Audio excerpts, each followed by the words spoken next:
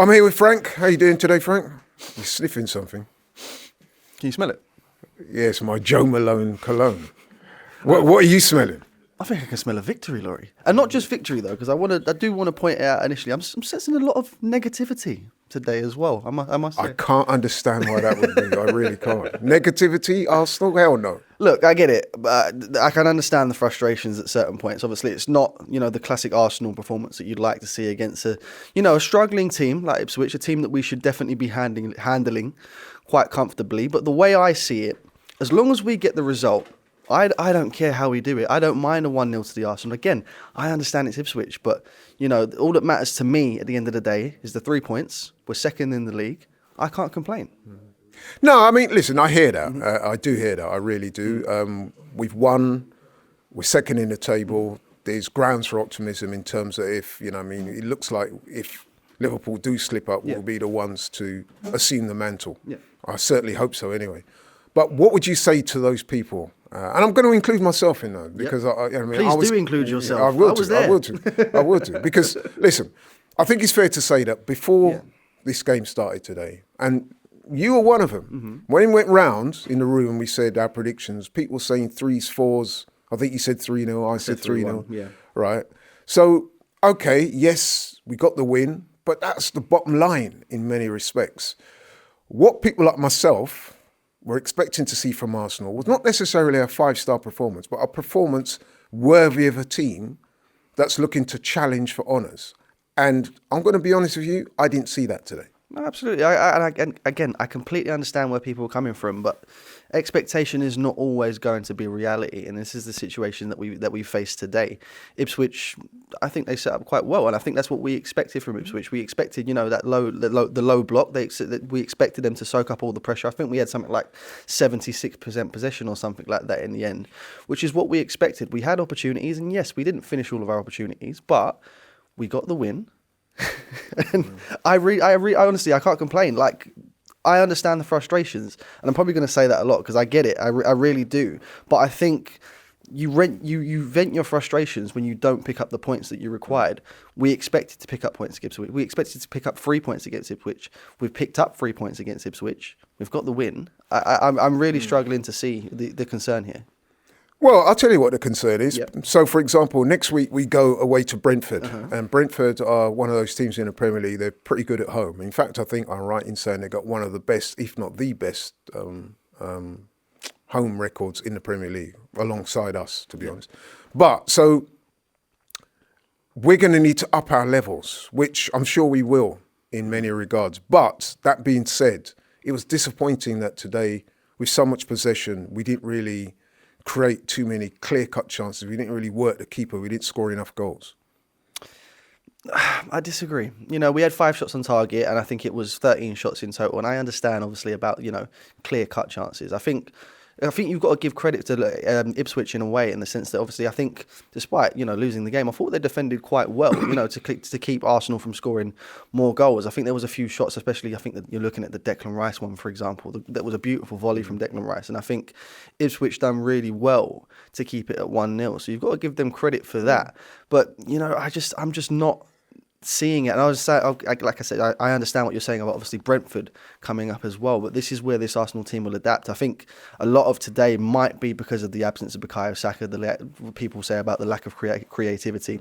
It's evident that there's not going to be as many chances when Bukayo Saka isn't in the team, because he creates so many opportunities for us. So I understand there, but against Brentford, I'm not concerned, Laurie. I think the Arsenal team will adapt to, like you said. So you've got no concerns at all? I really don't have any concerns, Laurie.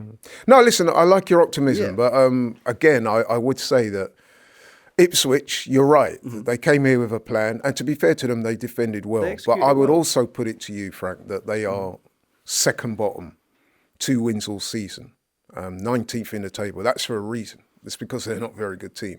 And yes, people say, they beat Tottenham. Yes, fine.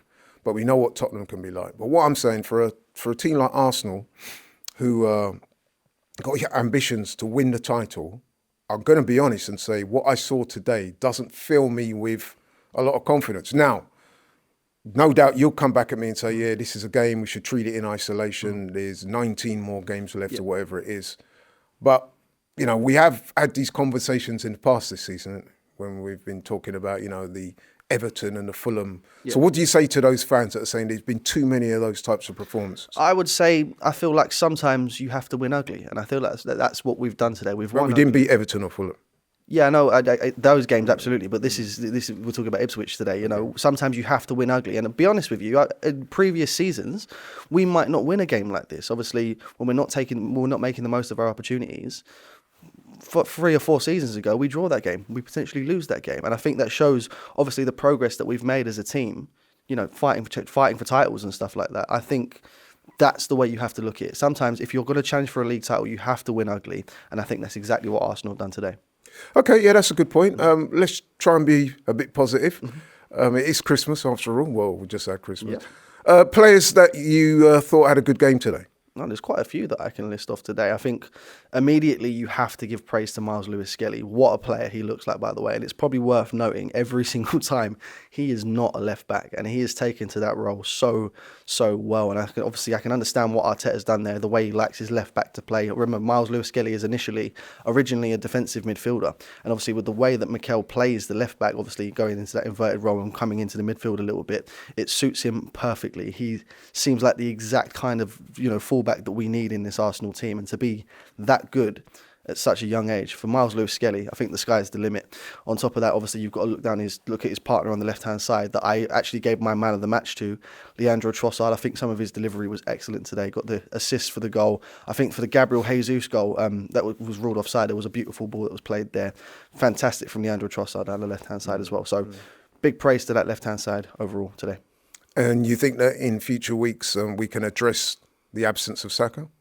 I think we have to. You know, I think it's something like 8 weeks that Bukayo Saka is out for, and obviously, you know, speedy recovery for Bukayo Saka. And I think if you're looking at January, as much as I want to sign that striker, I don't think we're going to be able to do that in January. So we would be looking towards, you know, the wingers for the January transfer window.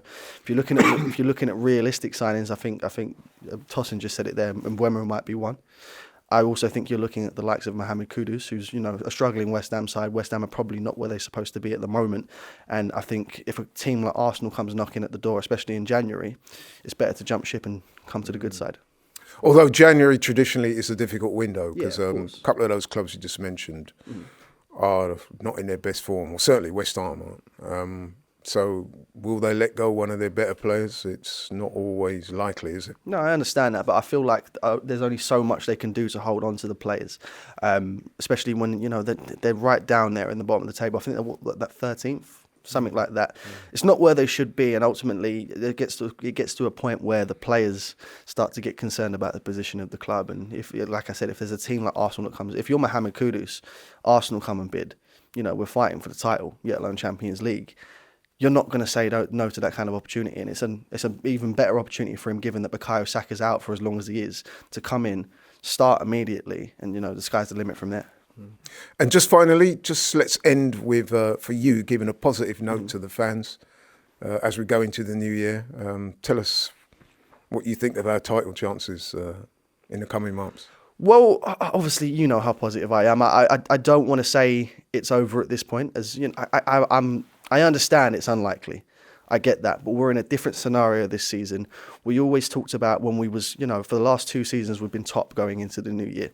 This year, different scenario. We're second. We're the chasers this time around. And I think that puts a lot of pressure on Liverpool, who, don't get me wrong, are doing fantastically. And I've said it throughout the season. I do feel there will be a point that Liverpool will drop off. And when they do that, who's behind them? It's us. So I still think we're in a fantastic position. Well said. I like your positivity. Thank you very much. Our number 6 is the King of Brazil. Our central half, he'll give you all. Our one at the back is Gabriel. Ole, ole, ole, ole, ole, ole, ole, ole, ole.